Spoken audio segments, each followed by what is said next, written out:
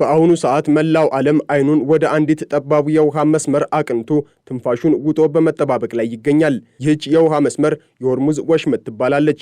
ነገር ግን ዛሬ ስሟ ከጂኦግራፊያዊ መገለጫነት አልፎ የዓለም ኢኮኖሚ የደም ስርና የሶስተኛው ዓለም ጦርነት መነሻ ሊሆን እንደሚችል እየተነገረላት ነው። የኢራን እስላማዊ ሪፐብሊክ ይህንን በዓለማችን እጅግ ስትራቴጂካዊ የሆነ የባህር በር በከፊል ዘግቼዋለሁ በማለት ያወጀው ድንገተኛ አዋጅ በመላው ዓለም የዋጋ ግሽበትን፣ የፖለቲካ ትኩሳትንና ወታደራዊ ዝግጅትን እንደ ሰደድ እሳት አቀጣጥሎታል። የቴህራን አብዮታዊ ዘብ በወሽመጡ ውስጥ የሆርሙዝ ወሽመጥ ብልህ ቁጥጥር በሚል መጠሪያ የጀመረው መጠነ ሰፊና እጅግ አስፈሪ የሆነው ወታደራዊ ልምምድ ተራ የጦር ልምምድ ሳይሆን ለምዕራባውያን ሀያላን የተሰጠ የሞት ማስጠንቀቂያ ተደርጎ ተወስዷል። ይህ ቀውስ የተከሰተው ዓለም ገና ከኢኮኖሚ ቀውስ ባላገገመችበትና በታላላቅ ሀያላን መካከል ያለው አለመግባባት በከረረበት ወቅት መሆኑ ክስተቱን ወደ ጂኦፖለቲካዊ የጥፋት ስጋት ቀይሮታል። ይህ የወሽመጡ መዘጋት ዜና የመጣው አሜሪካና ኢራን በስዊዘርላንዷ ጄኔቫ ከተማ እጅግ አስቸጋሪና እልህ አስጨራሽ የሆነ ቀጥተኛ ያልሆነ የኒውክሌር ድርድር እያደረጉ ባሉበት ወሳኝ የታሪክ ምዕራፍ ላይ ነው።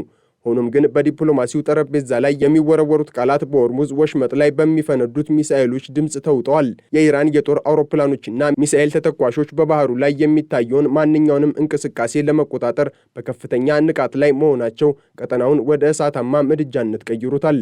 ይህ ልምምድ የቀጥታ ጥይትና እጅግ ዘመናዊ የሆኑ የባለስቲክ ሚሳኤል ሙከራዎችን ያካተተ በመሆኑ በክልሉ የሚያልፉ የንግድ መርከቦችም ሆኑ የጦር መርከቦች ለከፍተኛ አደጋ ተጋልጠዋል። ኢራን በባህሩ ግርጌ የጠመደቻቸው የባህር ላይ ፈንጂዎችና በየብስ ላይ ያሰለፈቻቸው ሚሳኤሎች ማንኛውንም ግዙፍ መርከብ በአይን ጥቅሻ ውስጥ ወደ ባህር ጥልቀት የማስመጥ አቅም እንዳላቸው በይፋ እያስጠነቀቀች ትገኛለች። የኢራን መንግስት መገናኛ ብዙሃን እንደሚሉት ከሆነ ይህ እርምጃ የተወሰደው ለደህንነት ጥንቃቄ ሲባል ነው።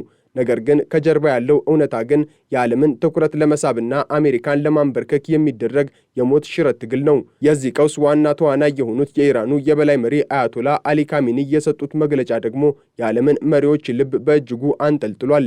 ካሚኒ በቴሌቪዥን ቀርበው ባደረጉት ንግግር የአሜሪካን ግዙፍ የጦር መርከቦች የብረት ቆርቆሮዎች በማለት ያጣጣሉ ሲሆን የአሜሪካ ጦር ዳግም ሊያገግም የማይችልበትን ታሪካዊ ጥፊ ለመቅመስ መቃረቡን በቁጣ ተናግረዋል።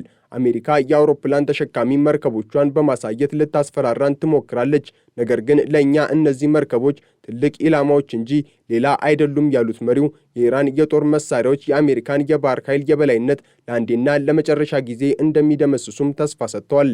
ይህ የካሚኒ ዛቻ በዲፕሎማሲው ዓለም ውስጥ እንደ ትልቅ የጦርነት አዋጅ የተቆጠረ ሲሆን ዋሽንግተንም ለዚህ ምላሽ ይሆን ዘንድ በዓለማችን ግዙፉን ዩኤስኤስ ጄራርድ ፎርድ የጦር መርከብን ጨምሮ በርካታ የጦር አርማዳዎችን ወደ አረቢያን ባህር በማስጠጋት ላይ ትገኛለች። ትራምፕ በበኩላቸው ኢራን ድርድር ካልፈለገች የኒውክሌር ተቋሞቿን ወደ አመድነት እንቀይራቸዋለን በማለት የሚሰጡት ዛቻ፣ ቴህራን ደግሞ በበኩሏ ወሽመጡን በመዝጋት ዓለምን በጨለማ ውስጥ እንከታታለን በማለት የምትሰጠው ምላሽ ዲፕሎማሲውን ወደ መጨረሻው አፋፍ አድርሶታል። የሆርሙዝ ወሽመጥ አስፈላጊነት ሲነሳ የዓለም ኢኮኖሚ ህልውና አብሮ ይነሳል። በየቀኑ ከ21 ሚሊዮን በርሜል በላይ ጥቁር ወርቅ በዚች ጠባብ መስመር በኩል ወደ ዓለም ይፈሳል። ይህ ማለት በዓለም ላይ በባህር ከሚጓጓዘው አጠቃላይ ነዳጅ ውስጥ 31 በመቶ በዚህ ጠባብ መስመር ላይ ይንቀሳቀሳል ማለት ነው።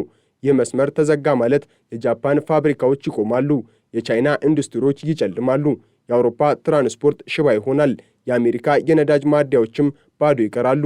ኢራን ይህንን ሀቅ በሚገባ ስለምታውቅ ነው ወሽመጡን እንደ መያዣ በመጠቀም አሜሪካና አጋሮቿን ለማንበርከክ እየሞከረች ያለችው። የወሽመጡ በከፊል መዘጋት በታወጀ በጥቂት ሰዓታት ውስጥ የነዳጅ ዋጋ በዓለም ገበያ ላይ በከፍተኛ ፍጥነት የናረ ሲሆን የመርከብ መድን ድርጅቶችም በክልሉ ለሚንቀሳቀሱ መርከቦች የሚጠይቁት ክፍያ ሰማይ ነክቷል። ይህ ሁኔታ ለታዳጊ አገራት እጅግ አውዳሚ የሆነ የኑሮ ውድነትን ይዞ የመጣ ሲሆን የዓለምን የንግድ ስርዓትም ምስቅልቅሉን አውጥቶታል። ተራው የዓለም ሕዝብ ዛሬ በኢራንና በአሜሪካ ፍጥጫ ምክንያት ዳቦን በውድ ዋጋ ለመግዛት እየተገደደ ይገኛል። በጄኔቫ እየተካሄደ ያለው ድርድር ግን የዚህን ወታደራዊ ውጥረት ያህል ፍሬ እያፈራ አይደለም። የአሜሪካው ፕሬዝዳንት ዶናልድ ትራምፕ ልዩ መልእክተኛቸውን ስቲቭ ዊትኮፍንና ጃሬድ ኩሽነርን ወደ ስዊዘርላንድ ቢልኩም በጠረጴዛው ዙሪያ ያለው አየር ግን በጥርጣሬና በጥላቻ እየተሞላ ነው። ኢራን ማዕቀቡ ሙሉ በሙሉ ካልተነሳና ሉዓላዊነቷ ካልተከበረ በስተቀር አንዲት እርምጃ ወደ ኋላ እንደማትል እየገለጸች ሲሆን አሜሪካ ደግሞ ኢራን የሚሳኤል ፕሮግራሟንና የቀጠናዊ አማጽያንን ድጋፍ እንድታቆም ቅድመ ሁኔታን እያስቀመጠች ነው። በኦማን አሸማጋይነት የሚካሄደው ይህ ድርድር በታሪክ ታይቶ የማይታወቅ ከፍተኛ ጫና ያለበት ነው። አሜሪካ ቀደም ሲል የኢራንን የኒውክሌር ተቋማት በቢቱ ቦምብ ጣይ አውሮፕላኖች ለመምታት መዛት የጀመረች ሲሆን አሁን ደግሞ ግዙፍ የባህር ኃይል አርማዳ ወደ ክልሉ በመላክ ቴህራንን ለአንድ ወሳኝ ስምምነት ለማስገደድ እየሞከረች ነው። ይህ የከፍተኛ ጫና ፖሊሲ ኢራንን ወደ ድርድር ጠረጴዛ ያመጣት ቢሆንም የኢራን አብዮታዊ ዘብ ግን በአጸፋው ወሽመጡን በመዝጋት የዓለምን የነዳጅ ገበያ እንደ መያዣ ለመጠቀም እየሞከረ መሆኑ የታሪክ ተቃርኖ ነው። በወሽመጡ ውስጥ ያለው ወታደራዊ እንቅስቃሴ ግን ከንግግር በላይ እጅግ አስፈሪ ነው። የኢራን አብዮታዊ ዘብ በመቶዎች የሚቆጠሩ ፈጣንና ገዳይ የሆኑ ጀልባዎችን በወሽመጡ ውስጥ አሰማርቷል። እነዚህ ጀልባዎች እንደ ንብ መንጋ ግዙፍ መርከቦችን ከበባ በማድረግና ጥቃት በመሰንዘር የሚታወቁ ሲሆን የአሜሪካ የባህር ኃይል ለዚህ አይነቱ ጥቃት ያለው መከላከያ እጅግ ውስን መሆኑ ይነገራል። ከዚህም በተጨማሪ ኢራን ለመጀመሪያ ጊዜ በወሽመጡ ላይ ብልህ ቁጥጥር የተሰኘውን የኤሌክትሮኒክስ መዋጊያ መሳሪያ እየተጠቀመች መሆኑን ገልጻለች። ይህ መሳሪያ የጠላት መርከቦችን የራዳር እና የኮሙኒኬሽን ስርዓት በማዛባት መርከቦቹ አቅጣጫቸውን እንዲስቱ ወይም እርስ በርሳቸው እንዲጋጩ የማድረግ አቅም እንዳለው ይገመታል። ይህ የቴክኖሎጂ የበላይነት ማሳያ ደግሞ በክልሉ የሚገኙትን የአሜሪካና የአጋሮቿን መርከቦች እጅግ አሳሳቢ ሁኔታ ውስጥ ጥሏቸዋል። በየብስ ላይ ያሉት የሚሳኤል ባትሪዎች ደግሞ በየትኛውም ቅጽበት ትዕዛዝ ሲሰጣቸው በባህሩ ላይ እሳት ለማዝነብ ተዘጋጅተው ተደቅነዋል። የቀጠናው አገራት በተለይም ሳውዲ አረቢያና የተባበሩት አረብ ኤምሬትስ በዚህ የሁለት ድራጎኖች ፍጥጫ መሃል ሆነው የራሳቸውን ሕልውና ለማዳን እየታገሉ ነው። የእነዚህ አገራት ብቸኛው የገቢ ምንጭ የሆነው ነዳጅ በዚህ ወሽመጥ በኩል ካላለፈ አገራቱ በከፍተኛ የኢኮኖሚ ውድቀት ውስጥ እንደሚወድቁ ይታወቃል። ምንም እንኳን ሳውዲ አረቢያ ነዳጇን ወደ ቀይ ባህር የምታሻግርበትን ረጅም የቧንቧ መስመር ቢኖራትም ይህ ቧንቧ ግን አጠቃላይ ምርቷን ለመሸከም አቅም የለውም። በመሆኑም እነዚህ አገራት በጄኔቫው ድርድር ላይ የራሳቸውን ተጽዕኖ ለማሳደርና ውጥረቱን ወደ ቀጥተኛ ጦርነት እንዳይቀየር ከበስተጀርባ ትልቅ ዲፕሎማሲያዊ ስራን እየሰሩ ይገኛሉ። ሆኖም ግን የኢራንና የእስራኤል የቆየ ጠላትነትና እስራኤል የኢራንን የኒውክሌር ተቋማት ለመምታት ያላትን ዝግጁነት ለሰላም የሚደረገውን ጥረት እጅግ አዳጋች አድርጎታል። የእስራኤል የጦር ጀነራሎች ኢራን ወሽመጡን መዝጋቷን እንደ ጦርነት አዋጅ በመቁጠር የአጸፋ እርምጃ ለመውሰድ እያደቡ መሆናቸው ስጋቱን የባሰ አክብዶታል። ታሪክ ራሱን እየደገመ መሆኑን የሚያሳዩ ብዙ ምልክቶች አሉ።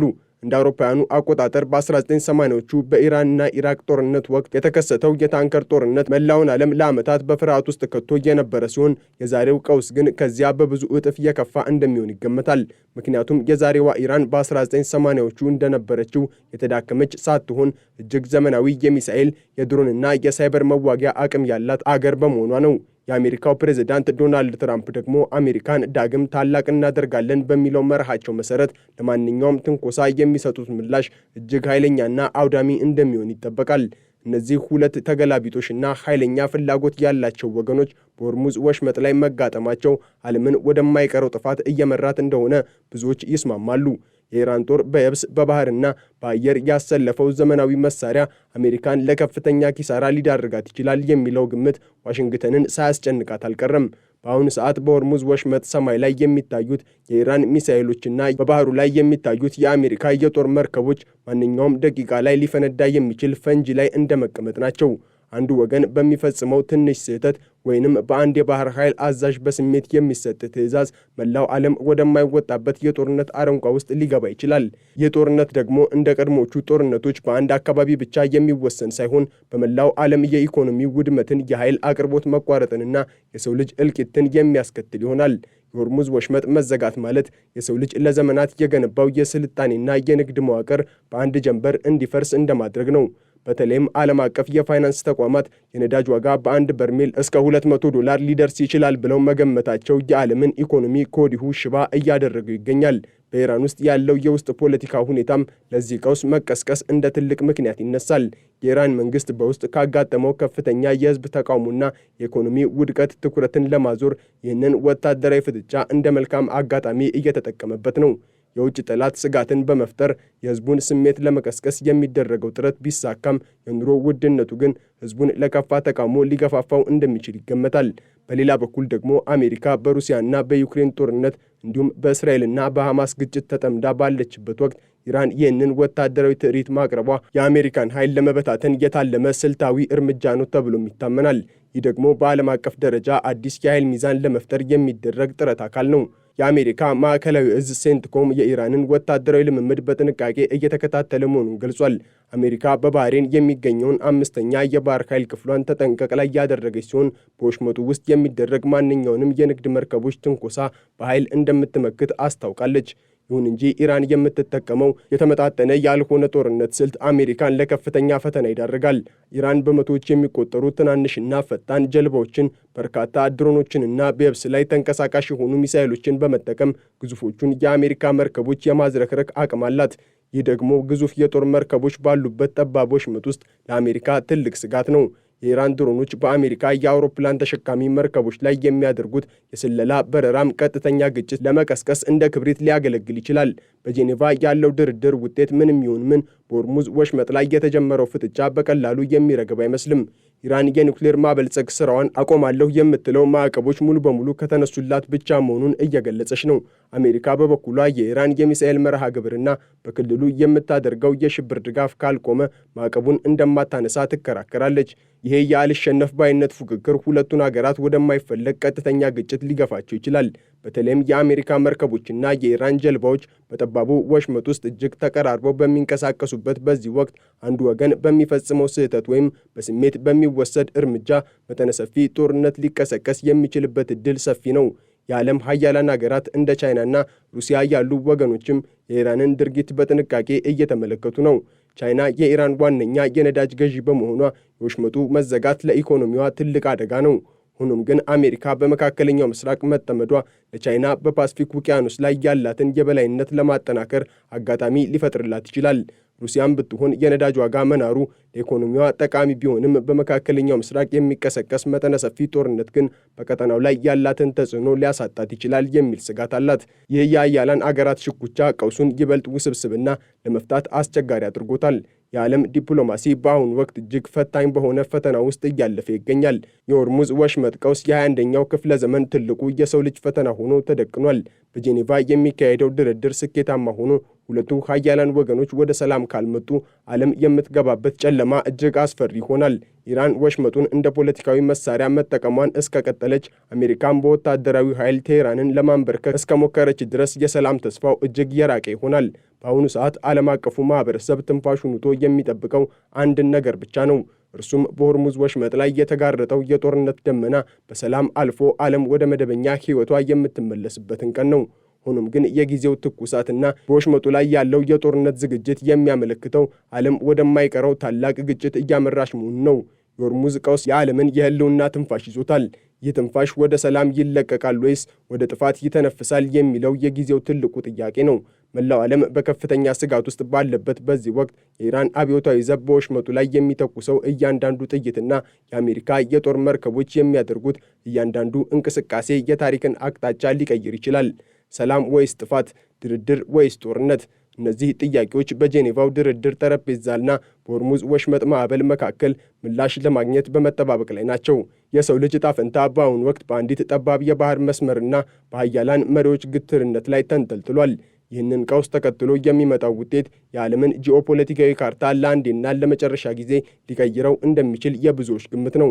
እስከዚያው ግን ዓለም በከፍተኛ ስጋት ውስጥ ሆና የነገውን ቀን በጭንቀት ትጠባበቃለች።